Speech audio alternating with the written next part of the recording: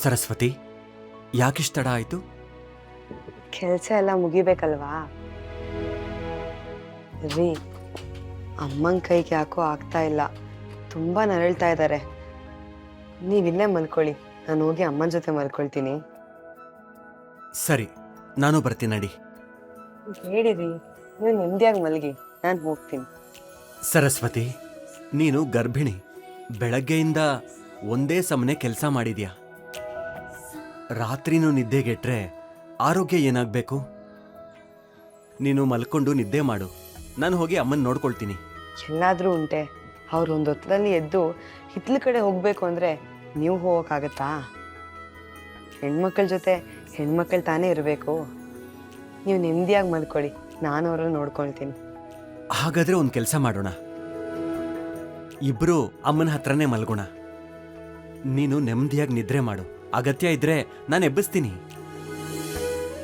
ನಿನ್ನ ಆರೋಗ್ಯದ ಜೊತೆ ಮಗು ಆರೋಗ್ಯನೂ ಮುಖ್ಯ ಅಲ್ವಾ?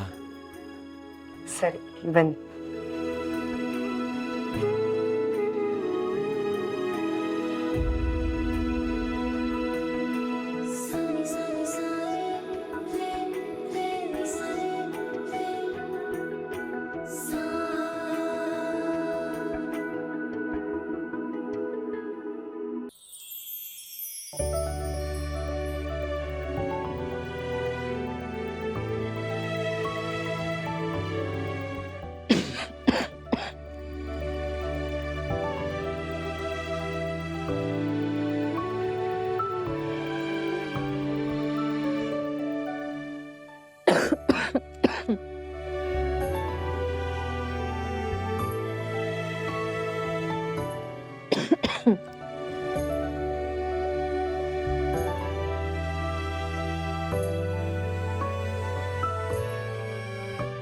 ನೀವ್ಯಾಕಪ್ಪ ಇಲ್ಲಿ ಕೂತ್ಕೊಂಡಿದ್ದೀರಾ?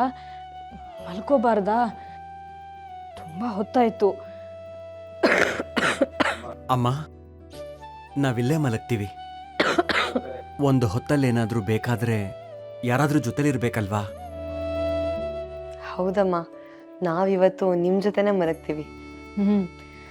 ಹೆಸರಿಗಷ್ಟೇ ಧ್ಯಾನ ಮಾಡ್ತಿದ್ದೀನಿ, ಗಮನ ಎಲ್ಲ ಈ ಹಾಳಾದ ಸಂಕಟದ ಮೇಲೆ ಇದೆ. ನಿದ್ದೆನೇ ಬರ್ತಾ ಇಲ್ಲ. ನನ್ನ ನಳ್ಳಾಟದ ಮಧ್ಯೆ ಪಾಪ ನೀವ್ಯಾಕೆ ನಿದ್ದೆಗೆಡ್ತೀರಿ? ನೀವು ನರಳಾಡ್ಕೊಂಡು ಕಷ್ಟಪಡ್ತಿದ್ರೆ ನಮಗಾದ್ರೂ ನಿದ್ದೆ ಹೇಗೆ ಬರುತ್ತಮ್ಮ? ನಮ್ಮಿಬ್ಬರನ್ನ ನೆಲೆ ನಿಲ್ಲಿಸ್ಬೇಕು ಅಂತ ಬೆಟ್ಟದಷ್ಟು ಆಸೆ ಇದ್ರೂ ಚಿಕ್ಕ ಮಗುನ ಬಿಟ್ಟು ಬಂದಿದ್ದೀರಿ. ನಮ್ಮ ಮೇಲೆ ನಿಮಗಿರೋ ಅಷ್ಟು ಕಾಳಜಿ ನಿಮ್ಮ ಮೇಲೆ ನಮಗೂ ಇರಬೇಕಲ್ವಾ ಅಮ್ಮ? ಆ ಶ್ರೀಹರಿಗೆ ಈ ಪ್ರಪಂಚದಲ್ಲಿ ನಾನೊಬ್ಬಳೇ ಪುಣ್ಯವಂತಿ ಅನ್ಸಿರ್ಬೇಕು. ಅದಕ್ಕೆ ನಿಮ್ಮಂಥ ಮಗ ಸೊಸೆನ ವರವಾಗಿ ಕೊಟ್ಟಿದ್ದಾನೆ. ಸರಿ, ಮಲ್ಕೊಳ್ಳಿ. ಮೊದಲು ನೀವು ನಿದ್ದೆ ಮಾಡಿ, ಆಮೇಲೆ ನಾವು ಮಲಗ್ತೀವಿ.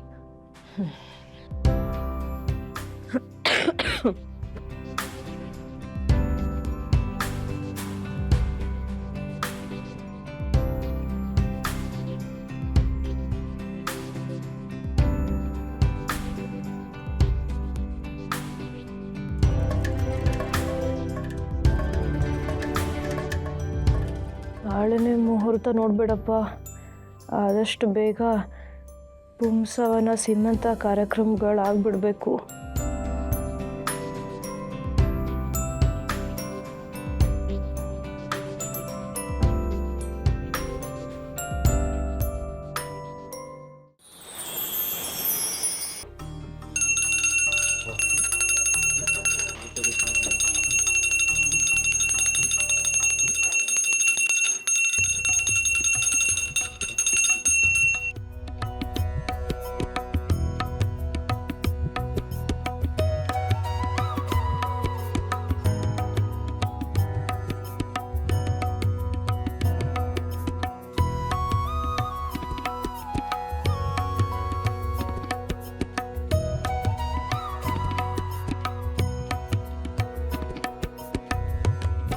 ಅಮ್ಮ, ನೀವು ಮುತ್ತೈದರನ್ನ ಕರಿಯಕ್ಕೆ ಹೇಳಿದ್ರಿ, ಆದರೆ ನಾನು ಕರೀಲಿಲ್ಲ.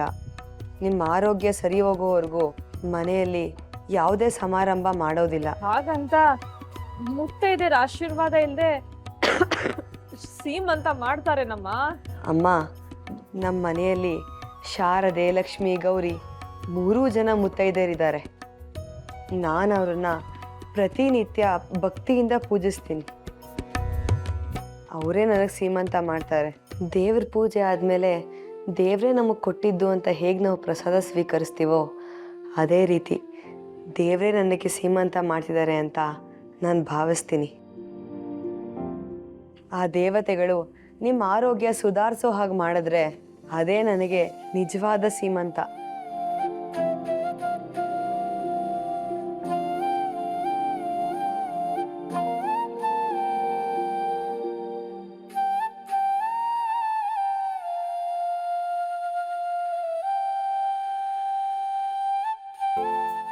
ಅಮ್ಮ, ಹೇಗಿದೆ? ಹಸಿರು ತುಂಬಿದ ಭೂದೇವಿಗೆ ಬಳೆ ತೊಡಸ್ದಾಗಿದೆ.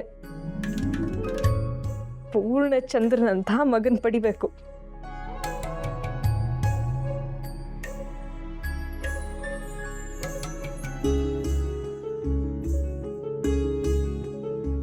ಸರಸ್ವತಿ, ನನ್ನ ಆಸೆ ಈಗ ಪೂರೈಸ್ತು ಮಗಳೇ. ನೀನೀಗ ನಿಶ್ಚಿಂತೆಯಿಂದ ತವ್ರ ಮನೆಗೆ ಹೋಗಿ ಬಾಣಂತನ ಮುಗಿಸ್ಕೊಂಡು ಬಾ. ಇಲ್ಲ ಅಮ್ಮ, ನಿಮ್ಮ ಆರೋಗ್ಯ ಸುಧಾರಿಸೋವರೆಗೂ ನಾನು ಎಲ್ಲಿಗೂ ಹೋಗಲ್ಲ. ನಿಮ್ಮ ಜೊತೆಲೇ ಇರ್ತೀನಿ. ಎಲ್ಲಾದರೂ ಉಂಟಾ? ಚೊಚ್ಚಲೆ ಹೆರಿಗೆ ತವ್ರ ಮನೇಲಾಗೋದು ಸಂಪ್ರದಾಯ. ಅದು ಸಂಪ್ರದಾಯ ಅಲ್ಲಮ್ಮ. ಹೆತ್ತ ತಾಯಿ ಆದರೆ ಮಗಳು ಅನ್ನೋ ಕಾಳಜಿಯಿಂದ ಚೆನ್ನಾಗಿ ಬಾಣಂತರ ಮಾಡ್ತಾರೆ ಅನ್ನೋ ಉದ್ದೇಶ ಅಷ್ಟೆ. ತಾಯಿಗಿಂತ ಚೆನ್ನಾಗಿ ನೀವೇ ನೋಡ್ಕೊಳ್ಳುವಾಗ ನಾನು ಯಾಕಮ್ಮ ತವ್ರ ಮನೆಗೆ ಹೋಗಬೇಕು? ನಮ್ಮ ಸರಸ್ವತಿ ಎಷ್ಟೇ ಪ್ರೀತಿ ತೋರಿಸಿದ್ರು ಅತ್ತೆನೇ, ತಾಯಿನೇ. ಅದು ಕರಳು ಬಳ್ಳಿ ಸಂಬಂಧ ಕಣಮ್ಮ. ಒಂದು ವೇಳೆ ನಾನು ಕಳಿಸ್ಲಿಲ್ಲ ಅಂದರೆ ನಿಮ್ಮಮ್ಮ ತಪ್ಪು ತಿಳ್ಕೊಳ್ಳೋದಿಲ್ವಾ? ಅಮ್ಮ, ನೀವು ಆರೋಗ್ಯವಾಗಿದ್ದಿದ್ರೆ ನಾನು ಖಂಡಿತ ಹೋಗ್ತಾ ಇದ್ದೆ. ಆದರೆ ನಿಮ್ಮನ್ನು ಈ ಸ್ಥಿತಿಲಿ ಬಿಟ್ಟು ಹೋಗೋಕ್ಕಂತೂ ನನಗೆ ಖಂಡಿತ ಇಷ್ಟ ಇಲ್ಲ. ಮೊದಲು ನೀವು ವಿಶ್ರಾಂತಿ ತಗೊಳ್ಳಿ. ಇನ್ನೂ ಸಮಯ ಇದೆಯಲ್ಲ, ಆಮೇಲೆ ಯೋಚನೆ ಮಾಡೋಣ. ಹೌದಮ್ಮ, ಸರಸ್ವತಿ ಹೇಳ್ತಿರೋದು ಸರಿ ಇದೆ. ನೀನು ಹೋಗಿ ವಿಶ್ರಾಂತಿ ತಗೋ.